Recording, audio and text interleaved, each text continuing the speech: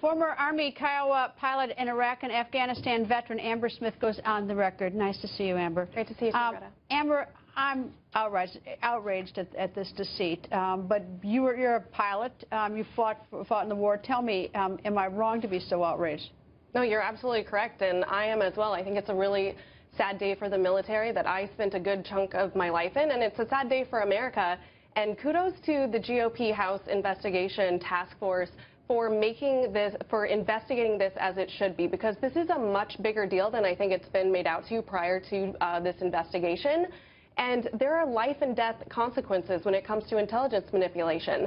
And for those warfighters that have to be on the ground in Iraq and Syria and carry out the missions based on the decisions that our leaders who are getting this intel have to make, it's just absolutely ridiculous that they've taken it this far. Well, I'm old enough to remember the Pentagon Papers, which proved that the government was lying about what was going on in Vietnam, and we had many Americans over there fighting in Vietnam. All right, what should happen? I mean, it's like, you know, everybody's on vacation. There's this explosive report that they're cooking the books. They're lying to the American people.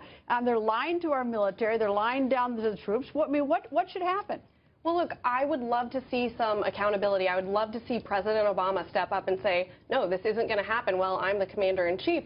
But unfortunately, President Obama has sort of facilitated this culture of looking the other way and painting a different picture to the American people, especially when it comes to ISIS, especially when it comes to the war that is being fought in Iraq and Syria and how it's being carried out. They continue to downplay the threat that ISIS has played.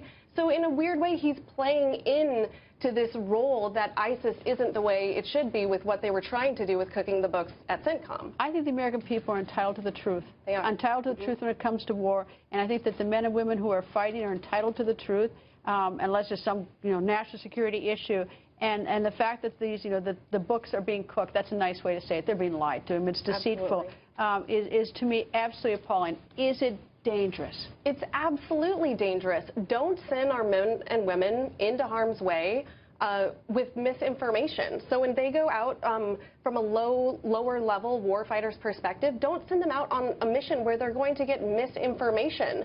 And they may be talking about high-level intelligence, but every piece matters when it comes to fighting a war. And so it's putting our men and women in uniform at risk in both of those countries right now, not to mention other places around the world. And it's just appalling. The Undersecretary for Defense, ODNI, CENTCOM, DIA, that they all know about it and have taken for over a year, and there are no demonstrable steps to improve the analytic climate with CENTCOM. So this is no accident. This is the worst cover-up. No, absolutely not. But I think it's important to say what those whistleblowers did when they came out and said that they were being told. I saw that report. 40% of analysts said that they were being told to distort or suppress intel. Amber, thank you. And since you came, I wanted to at least tip off the viewers. You have a book coming out soon called Danger Close. So check that out on Amazon. Amber, thank you very much. Thanks, Greta.